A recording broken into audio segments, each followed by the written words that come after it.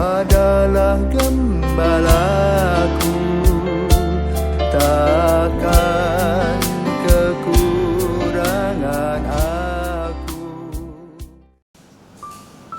Saudara-saudari terkasih di dalam Kristus, selamat pagi. Salam jumpa lagi pada Jumat Agung 2021 2 April. Mari kita berdoa dalam Bapa, Putra, dan Roh Kudus. Amin. Bapa terkasih, pada hari Jumat Agung ini kami mengenangkan salib suci-Mu yang mulia, di mana Yesus disalibkan di kayu paling utama. Tiada yang bisa menandinginya, kasih yang begitu mendalam bagi manusia. Paku yang menancap di tubuhnya memangku pangkal hidup kami.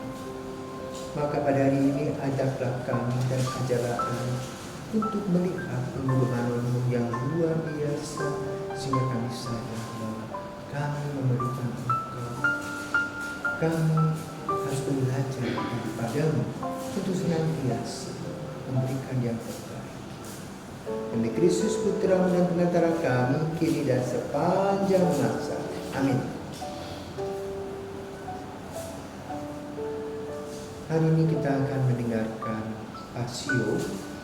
Maka Pasionya Injil tidak akan dibacakan, tetapi akan dibacakan bacaan kedua saja dari surat Rasul Paulus kepada orang Ibrani. Saudara-saudara, kita sekarang mempunyai Imam Agung yang telah melintasi semua langit, yaitu Yesus Anak Allah. Maka baiklah kita teguh berpegang pada pengakuan iman kita, sebab Imam Agung yang kita punya bukanlah Imam Agung yang tidak dapat merasakan kelemahan kita. Sebaliknya, ia sama dengan kita. Ia telah dicobai, hanya saja tidak berbuat dosa. Sebab itu marilah kita menghampiri tahta kerahiman Allah dengan penuh keberanian, supaya kita menerima rahmat dan menemukan kasih karunia untuk mendapat pertolongan pada waktunya.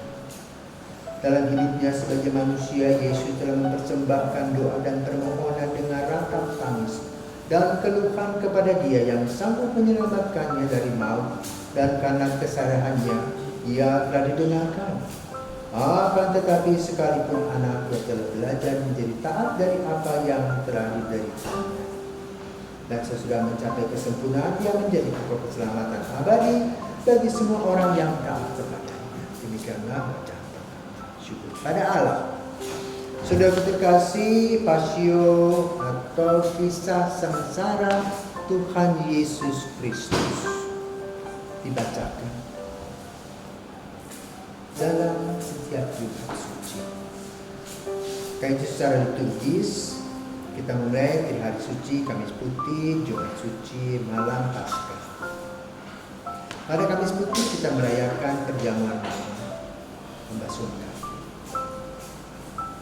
Pada Jumat Suci kita secara liturgis melihat imam datang langsung ke tengkurap, mengingat pentakisannya, mengingat sebagai pelayan Tuhan dan pelayan sesamanya.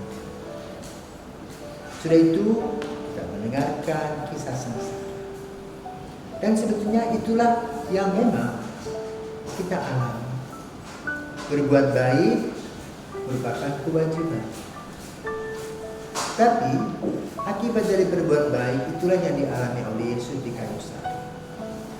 Maka dalam liturgi kita memperingati penyaliban Yesus. Bagaimana? Selama 1000 hari Yesus berkeliling memberitakan kabar baik dan kabar gembira, tapi ujung-ujungnya adalah penderitaan. Kita sebagai umat Katolik memperingatinya.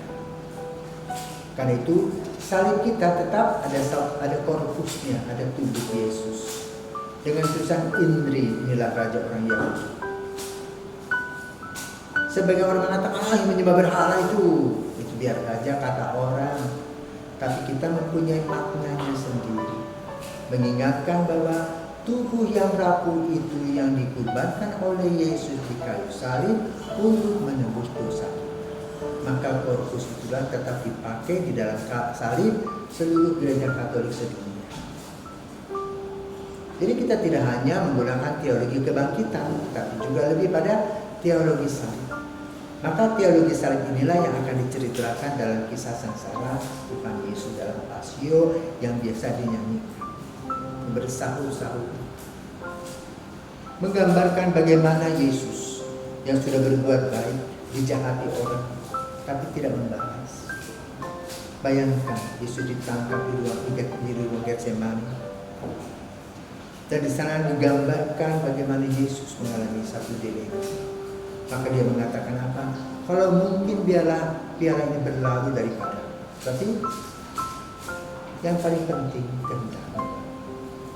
Terima sebagai risiko. Kita belajar bahwa apa yang kita lakukan selalu menanggung risiko.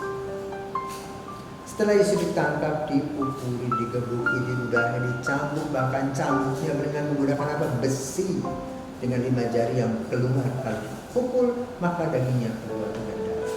Habis-habisan Yesus disiksa, dibentur-bentur. Tidak ada penyiksaan yang lebih sadis daripada menyiksa Yesus. Itulah kemanusiaan yang hilang, sadistis. Sudah itu Yesus memikul salib.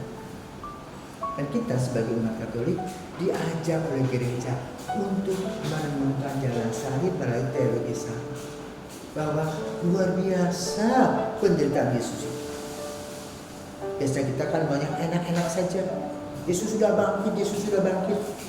Gereja mengingatkan, ingat, kebangkitan tanpa kematian dan pengorbanan itu tidak ada apa-apa. Tidak ada kebangkitan. Maka melalui peristiwa salib kita melihat bagaimana Yesus disiksa, kemudian disalibkan selama 3 jam. Digantung, bagaimana jantungnya luar biasa. Tarik ulu sampai akhirnya wafat. Dan di sana digambarkan bagaimana Maria sebagai ibu tetap hadir dalam penderitaan putra, dalam tangis, dan dia datang di kaki Yesus. Maka Yesus mengatakan, ibu lihat anakmu, anak lihat ibu. Betapa luar biasa Yesus di kayu salib, masih mengingat ibunya, masih mengingat anak-anaknya. Sudah itu dia mengatakan, aku haus, sudah selesai. Ujung kehidupan manusia, kematian. Maka lalu apa yang perlu kita siapkan kalau kita suatu hari mati? Seperti kata Yesus, sudah selesai. Pasrah 100%. Tetapi sebelum kematian itu datang, menjemput, mari kita mengisi semua hal dengan kebaikan. Jumat suci adalah Jumat yang kita rasakan sebagai yang kelam. Pedih hati ditusuk, kebaikan dibalas dengan kejahatan. Tetapi Yesus tetap ada untuk menjadi orang yang dikubur.